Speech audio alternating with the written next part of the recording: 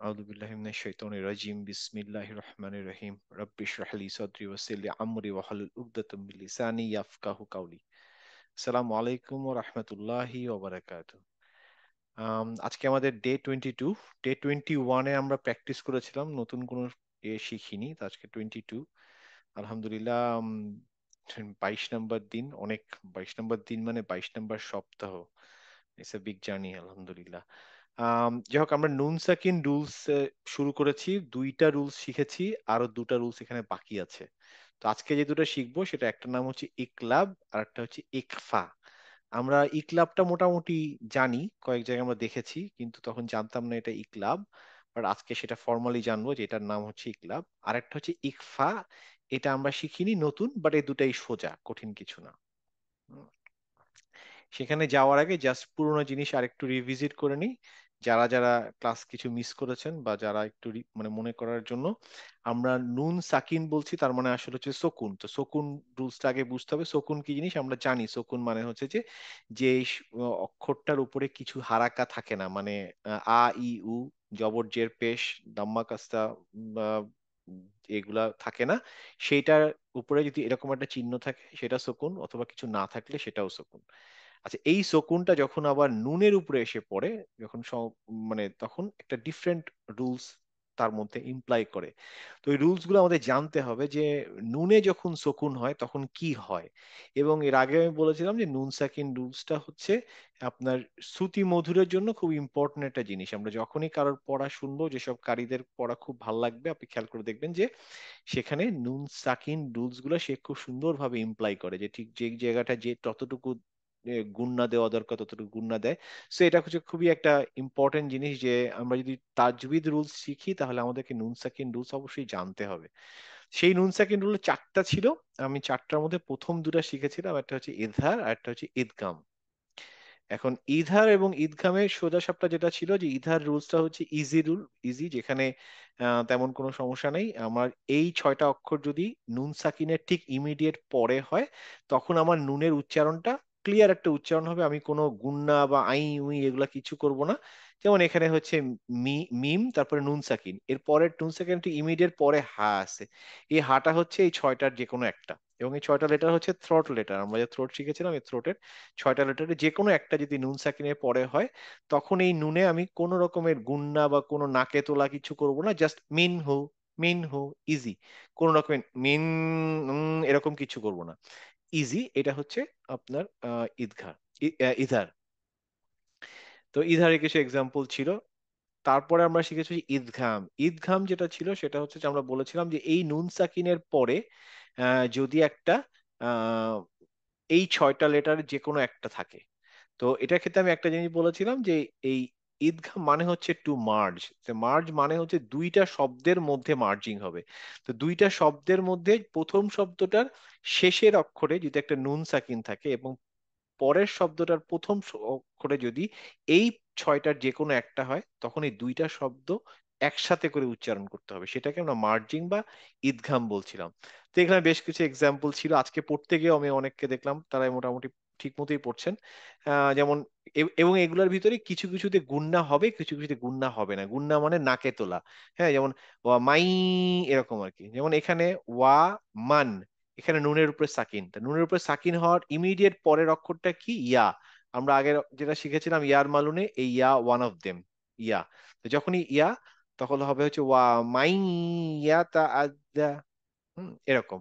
তো এই এই রুলস গুলো আমরা মোটামুটি শিখেছি, যে ইয়া হতে পারে, এখানে নুন হতে পারে, এখানে মিম হতে পারে, এখানে ওয়াও হতে পারে। এবং এটার রুলস গুলো আমি শিখেছিলাম যে কিভাবে করতে হবে। আমাদের ওখানে একটা সাদ্দা দিয়ে নিতে হবে, সাদ্দা দিয়ে চিন্তা করতে হবে।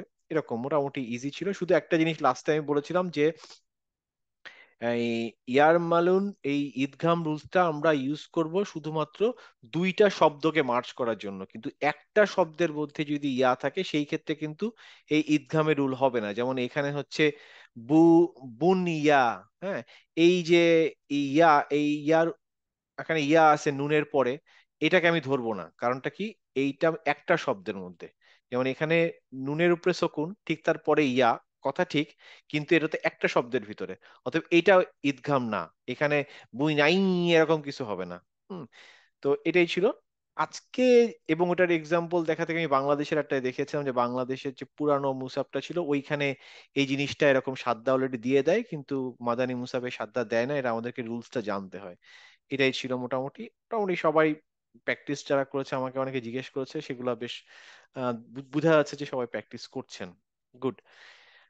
আজকে যে রুলসটা শিখবো, দুটা রুলস, তার মধ্যে একটা নাম হচ্ছে ইকলাব।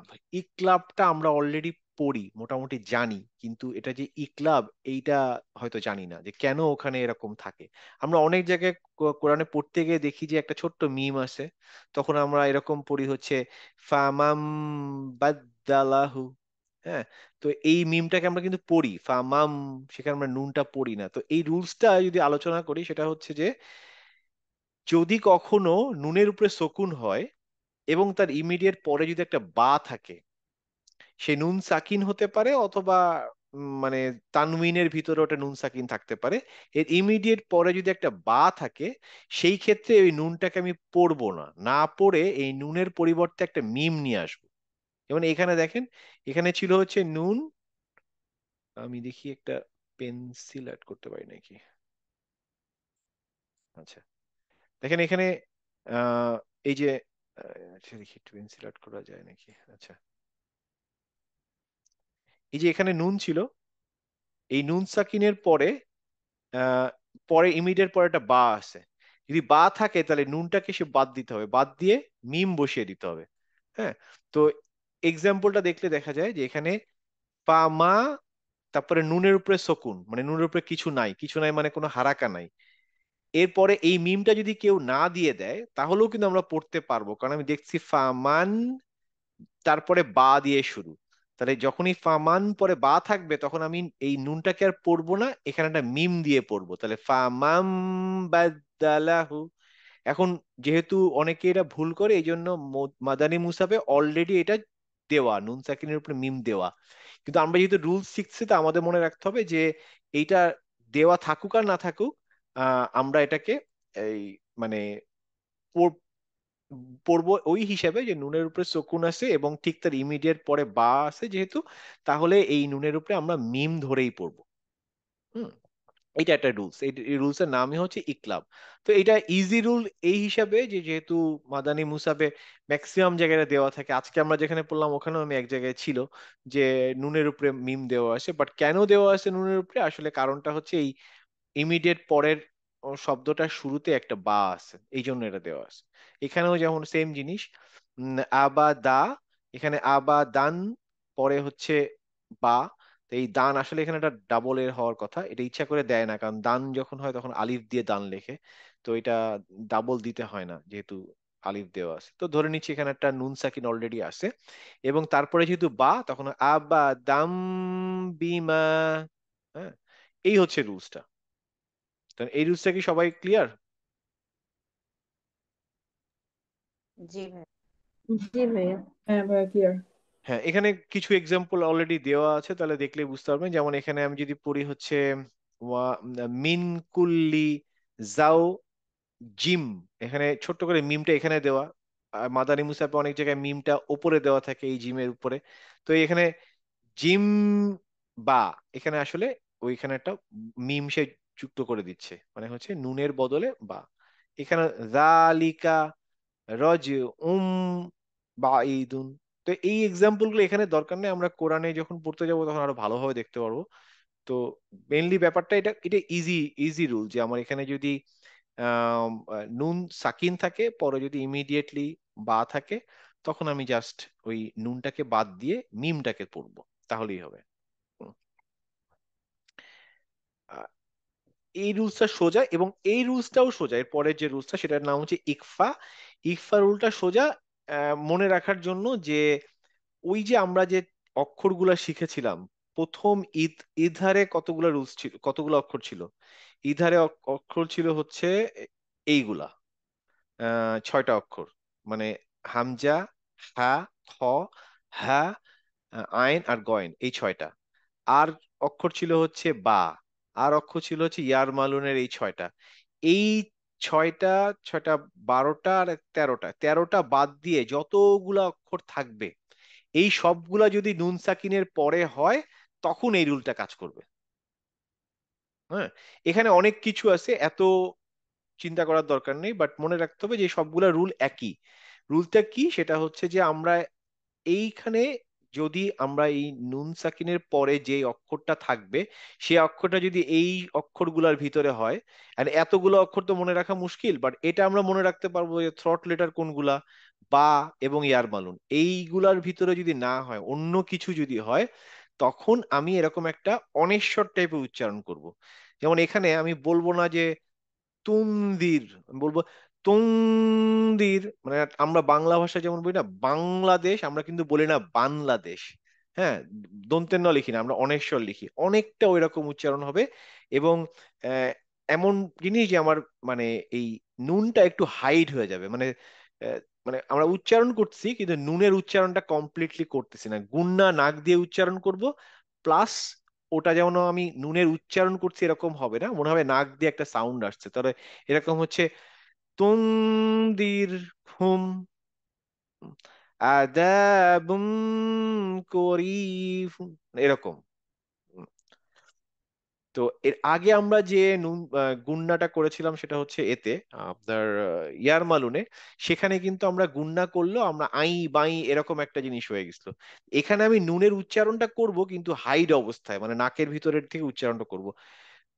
তো তুম হোম, রুলসটা কি বোঝা গেছে?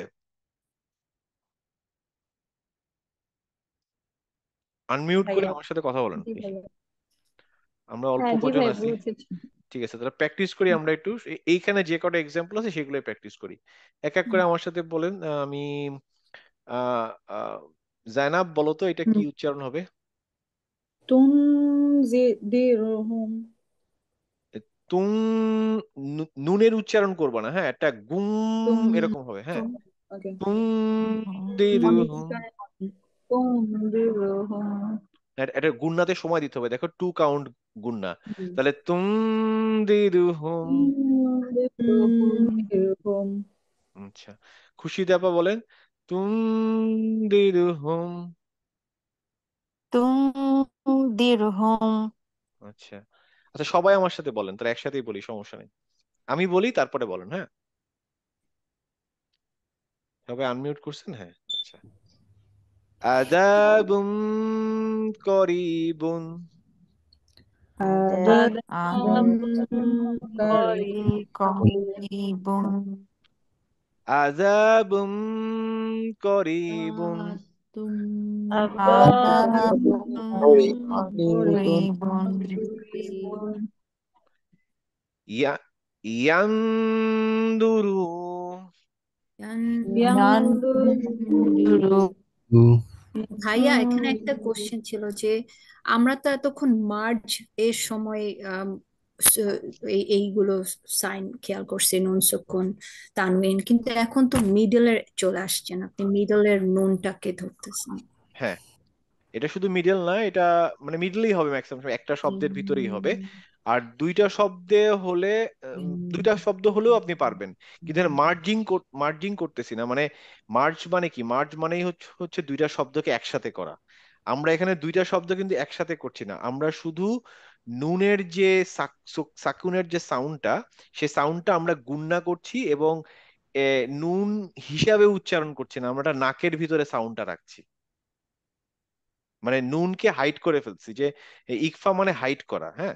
তো আমরা নুনকে হাইড করছি, say what ever it is, দুইটা শব্দ মাঝখানে হোক আর একটা শব্দের মাঝখানে হোক, আমরা নুনটাকে, যেমন এখানে দেখেন, এখানে কিন্তু দুইটা শব্দ, আদাবুন আর করিবুন, হ্যাঁ।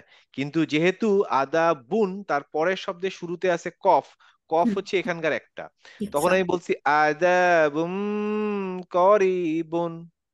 হুম, এটা তাহলে করিবুনের ক্ষেত্রে কিন্তু সমস্যা হবে না, মার্জিং কারণ এর কিছু নাই। সময়ও অথবা ইন বিটুইনে যদি থাকে তাহলেও আমরা দেখবো নুন সুকুন অথবা তানউইনের আশেপাশের গুলো যদি ইকফা লেটার হয় তাহলে হ্যাঁ, গুণনা দিব। হ্যাঁ, এখন মার্জিং কথাটা বললে একটু ভুল হয়ে যাবে, কারণ মার্জিং মানেই তো হচ্ছে আমরা দুটাকে এক করছি।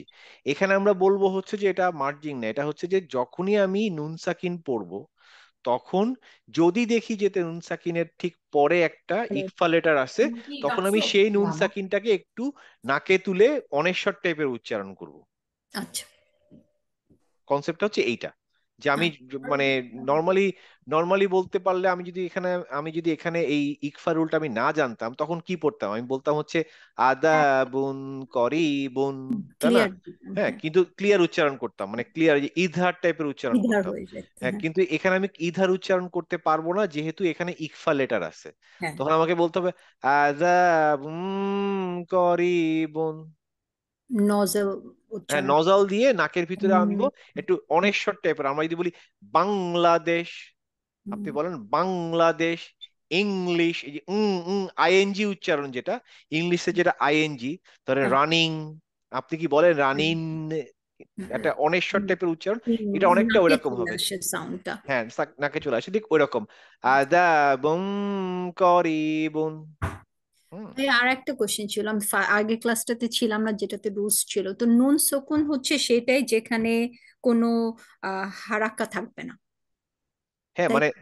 এমনি শকুন মানে কি বুঝি? আমরা শকুন মানে বুঝি তো যাতে কোনো হারাকা নাই। হারাক্কা নাই। আর এই রুলসটার মেনটা হচ্ছে শকুন অবশ্যই, but it is specially on নুন। হুম। মানে যদি হারাক্কা নাই যদি। হারাক্কা থাকে তখন আর এই রুলসটা ফলো করব না, যদি না, এখানে তখন তো যদি হারাক্কা থাকলে ফাঁকা আপনি নুনের উপরে ফাথা থাকলে বলবেন না। না, তখন আর কোনো রুলসে যাব না। না, এটা তো সাকিন রুল, এটা শুধুমাত্র শকুনের ক্ষেত্রে এই চেষ্টাগুলো করবো। আমি যদি এখন নুনে যদি হারাকা থাকে যে দাম্মা, তখন আমি কি বলবো? নু। হুম, মিনহু, নু। মানে ধরেন আপনি বললাম নুহু, নুহু আলাইহিস সালাম, আপনি বলেন নুহু। হ্যাঁ, তারপর আপনি হয়তো বলেন যে যে কোনো নুতে যে আপনি যেটাই দেন, সেটা হুম, যদি হারাকা থাকে হারাকা উচ্চারণ করবেন। কিন্তু যখনই সুকুন পড়ে যাচ্ছে, তখন তো আপনার কোনো হারাকা নাই, তো আপনার উচ্চারণটা তো জানতে হবে। এখন হুম, আমরা নর্মাল শকুনের ক্ষেত্রে আমরা জানি, যেমন আমি যদি বলি বা আদি, এখন আইনের উপরে শকুন আছে, আমি বললাম বা আদি। বা হুম, আমি হয়তো বললাম আম, তিলকা, তিল, লামের উপরে শকুন আছে, তিলকা।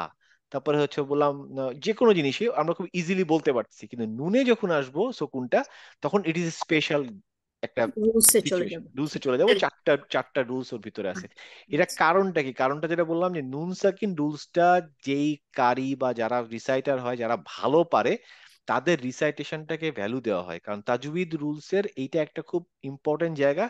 আপনি যে কোনো রিসাইটারে যখনই শুনবেন, দেখবেন যে সে এরকম নাকে তুলে তুলে করছে, যেমন ধরেন ওয়ালা দলিন, দেখবেন সেটা নাকে তুলবে। হ্যাঁ, তো এরকম এই যে যত আপনার মানে এই সাকিন নুন সাকিন রুলসটাকে যে রিসাইটার যত ভালো ইউজ করতে পারে, তার রিসাইটেশনের তত ভ্যালু বেশি। হ্যাঁ, এই রিসাইটেশনের এই এখানে যদি সে ভুল করে, তাহলে তার মার্ক কাটা যাবে।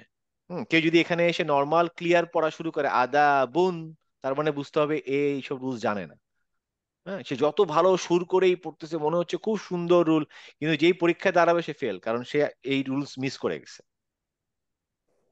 তো এটা হচ্ছে এটা খুবই ইম্পর্টেন্ট, এবং মানে সবাই খুব ভ্যালু দেয় যে ও আচ্ছা, সে কিন্তু নুন সাকিন রুল খুব ভালো পড়ে। হুম, এটা আর কি। এখানে কিছু এক্সাম্পল আছে, আমরা একটু করি একসাথে। আহ, আচ্ছা, এখানে তানবিন দিয়ে এটা আমি আগে করি। হ্যাঁ, বিগয়রি আমাদিন তারাউনাহা। আমার بغير أمد ترونها আমাদিন হয়ে গেছে, তাহলে হচ্ছে আমাদিন তারাউনাহা। দারুনাহা আচ্ছা, ওয়ামা ওয়ামা কুনতুম তাকতুমুন।